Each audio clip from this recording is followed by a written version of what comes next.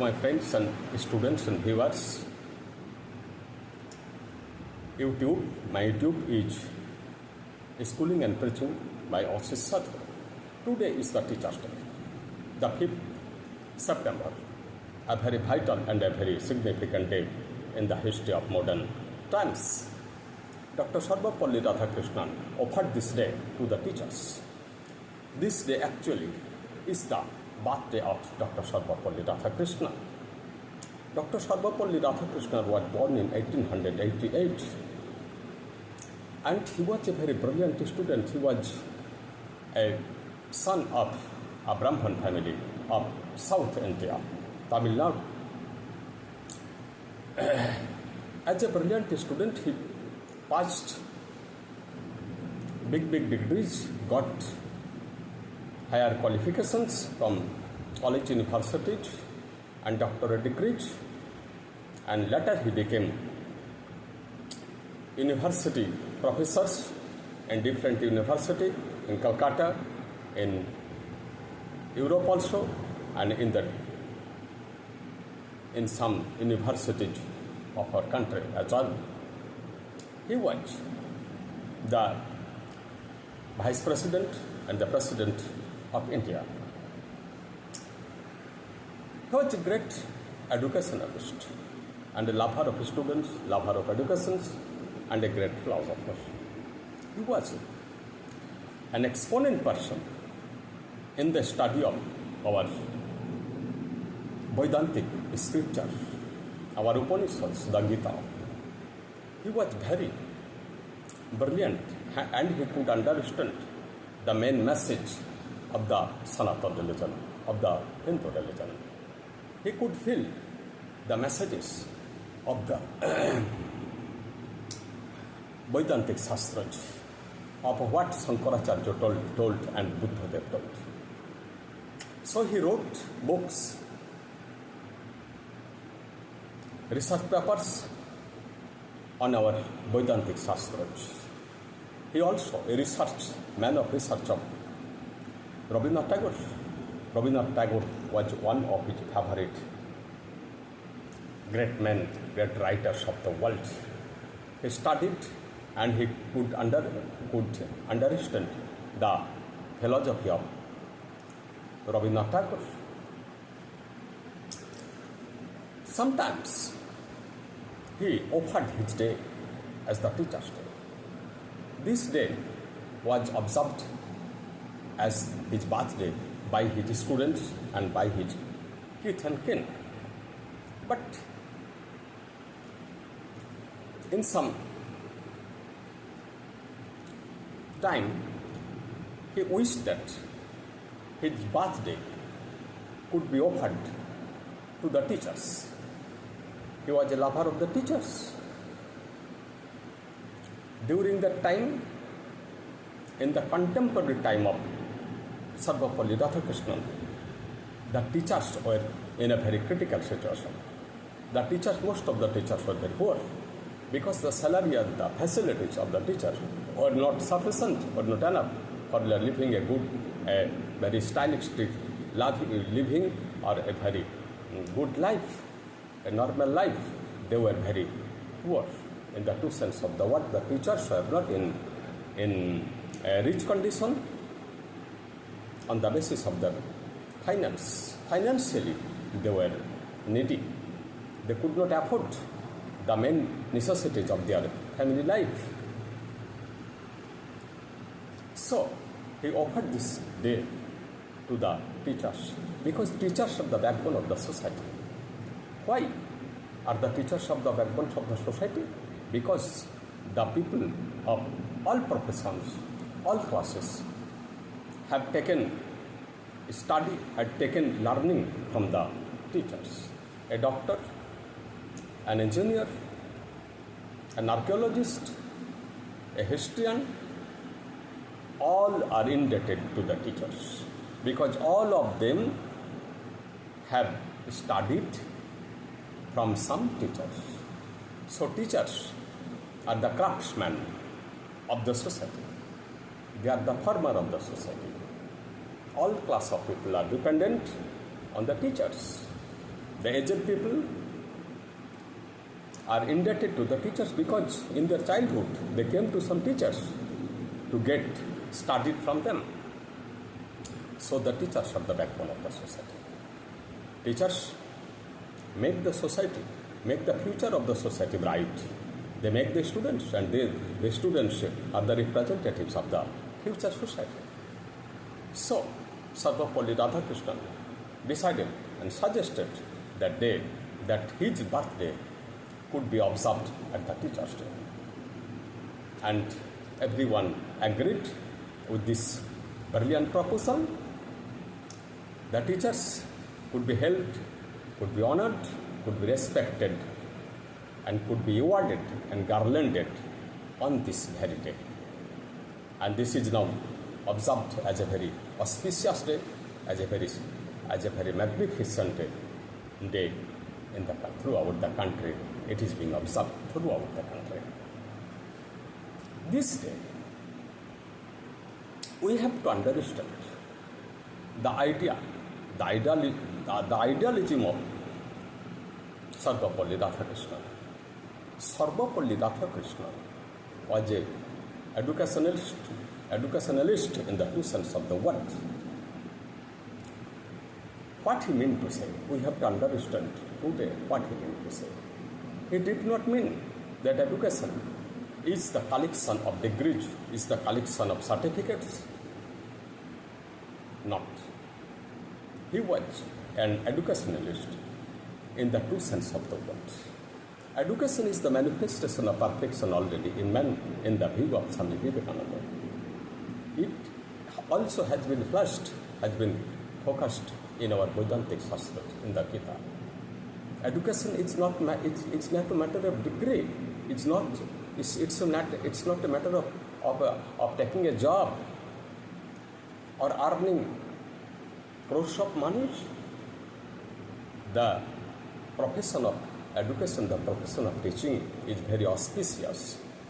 The teachers must be responsible to the society, to the students, and to the country as well, because they have been given a very powerful duty, a very necessary, essential responsibility towards them.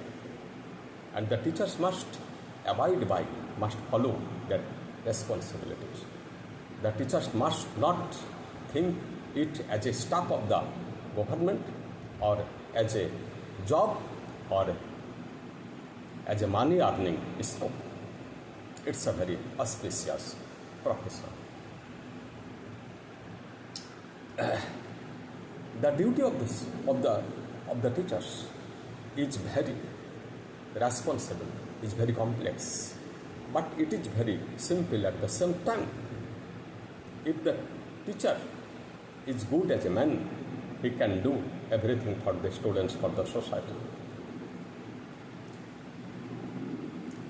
The duty of the teachers is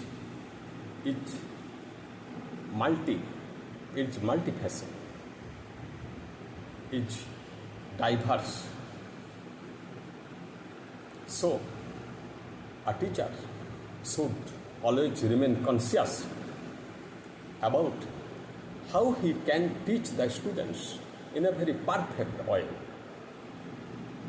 In the previous days, in our past days, we have observed the physical punishment. But the physical punishment has been bonded now. Because physical punishment is not at all a very advantageous means to educate the students. It needs love to the students. It needs patience. It needs school brain. The teachers must have cool brain at the time of teaching. They must practice teaching with cool brain, with complete patience. And education is not only cramping informations.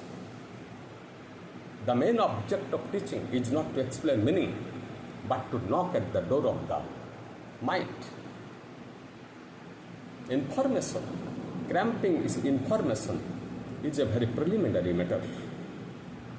But in the true sense of education, a student should be jerked from his heart so that he is inspired to take education, to get himself learned or educated. He will give effort to study on different subjects. Because explaining of subjects is a very vast matter. A teacher cannot explain all the matters, all the things of a subject. The student himself will come to study. The student should have enlightenment in his heart. A good student demands a good teacher, and a good teacher always demands a good student. It's a reciprocal matter. Physical punishment is prohibited today, and it is a very good mission, because this is not a good way for teaching the students. Rabindranath was against physical punishment, and throughout his life he struggled against physical punishment. He wrote many messages against physical punishment.